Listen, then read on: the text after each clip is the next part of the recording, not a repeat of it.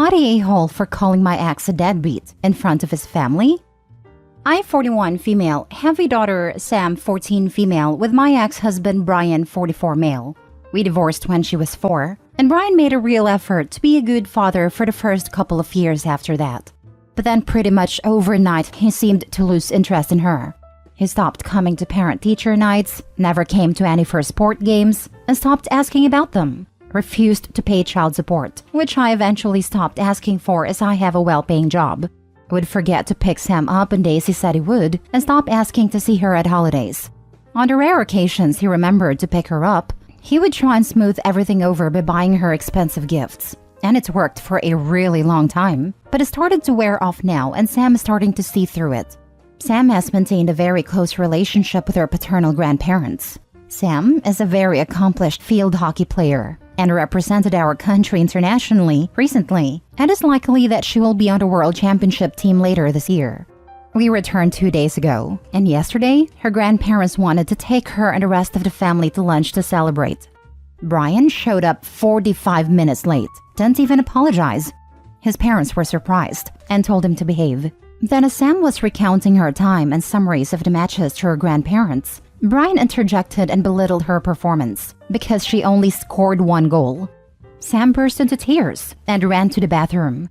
I comforted her and she asked if we could go home. I agreed and told her to wait in the car while I got our stuff.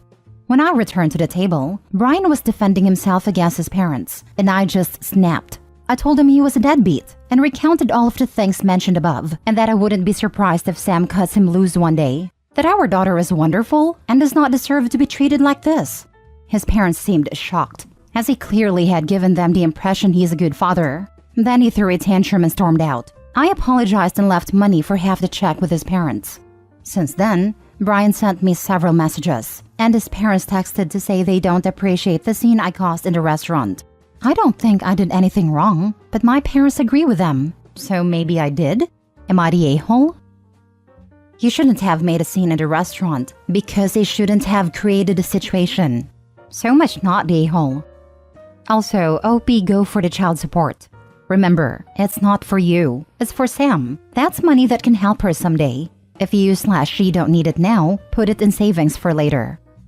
This, get the child support. If you don't need it, put it in an account for college, a car, a down payment for her first house. It's your/her right to have that money. It's the least he should do. After that BS he pulled, OP should go for as much child support as she can, and when he doesn't pay, let his butt go to jail. Let mommy and daddy see how great a father their angel is. Not the a-hole. Brian is a big-time a-hole here. Take him to court for child support, and then let Sam use that money however she wants to seek out the fullest life possible, like to help with her dream college, to spend on great travel experiences, etc. She deserves to benefit somehow from her farce of a father, and so do you, for showing up and being a good/loving parent to her.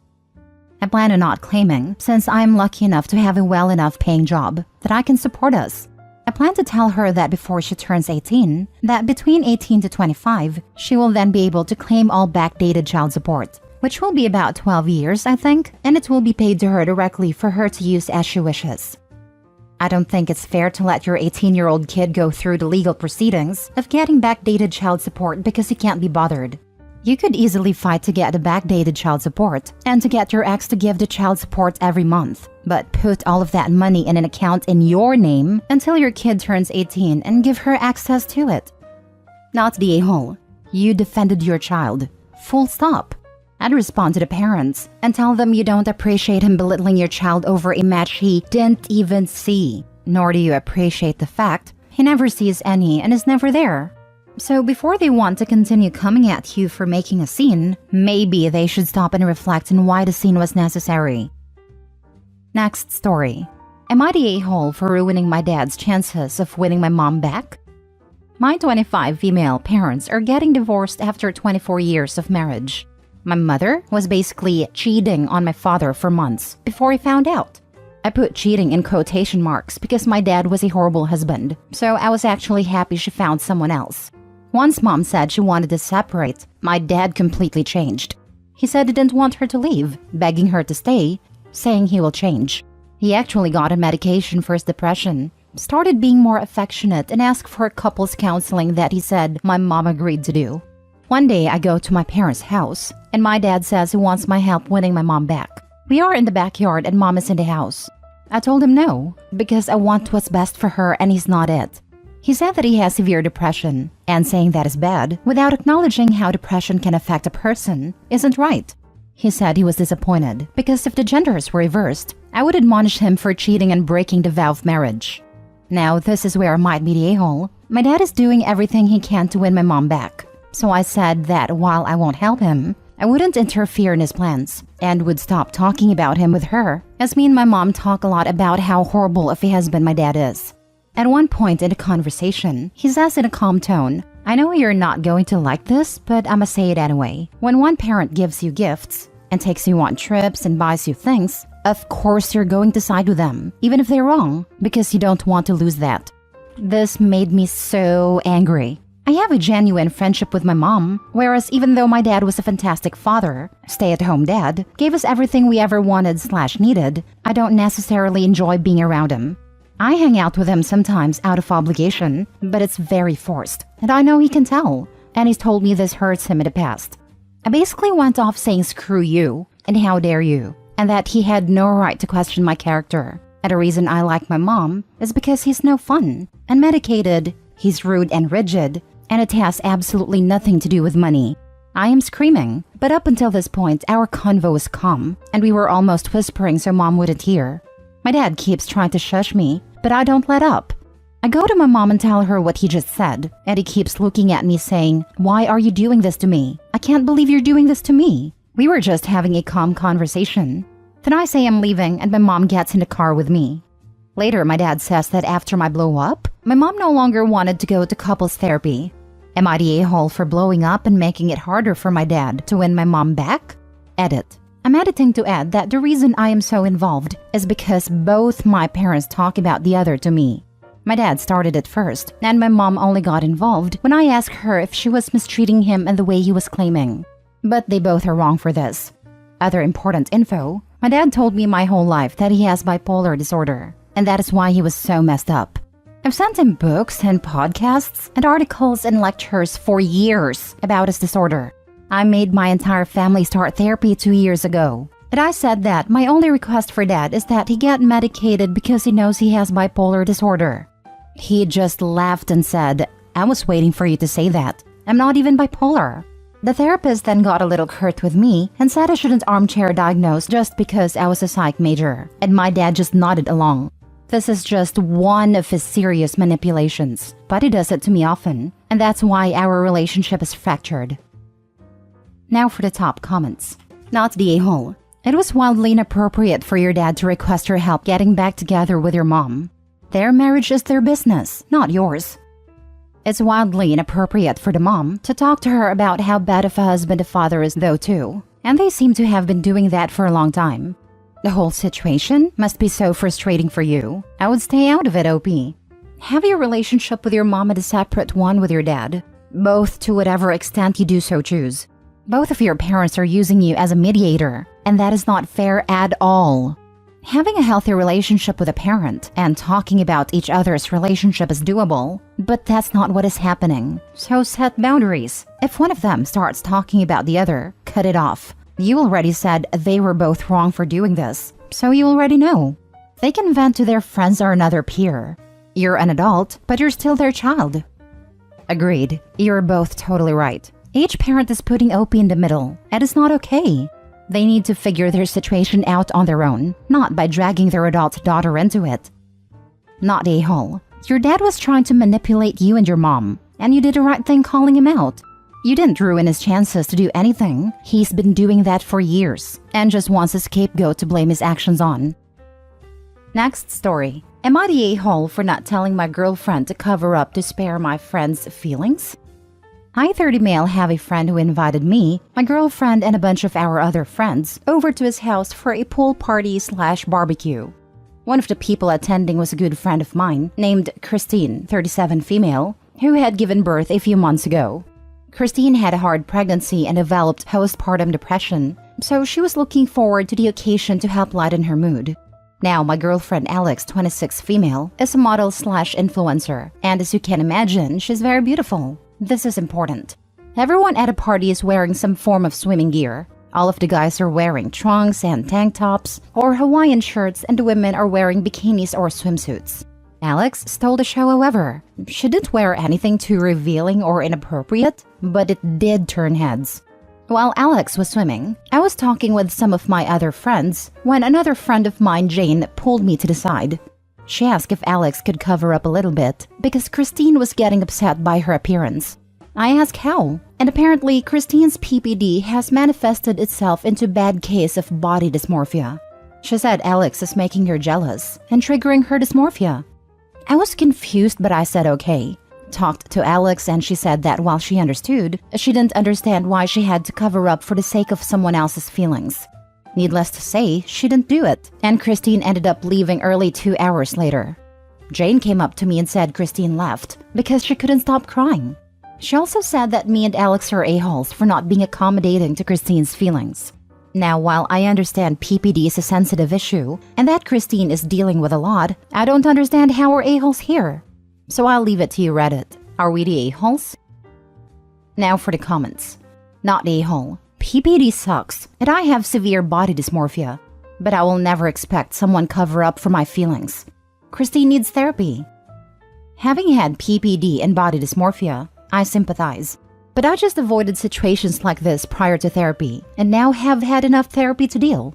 My mental health issues aren't my fault, but they're my responsibility. Not the a-hole. Not the a-hole. I'm a mom who has given birth twice, once to a singleton and once to twins.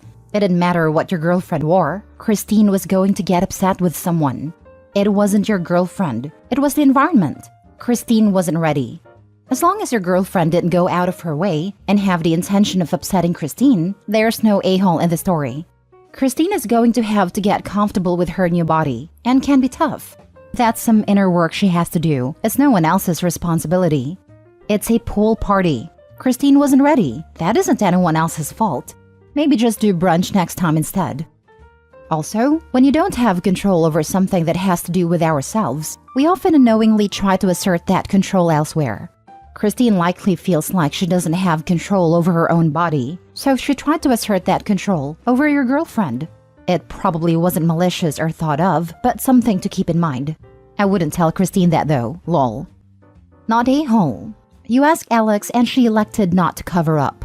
Furthermore, if this were an issue where someone was uncomfortable because they found the appearance of someone else's bodies very unappealing, then asking them to cover up would be out of the question.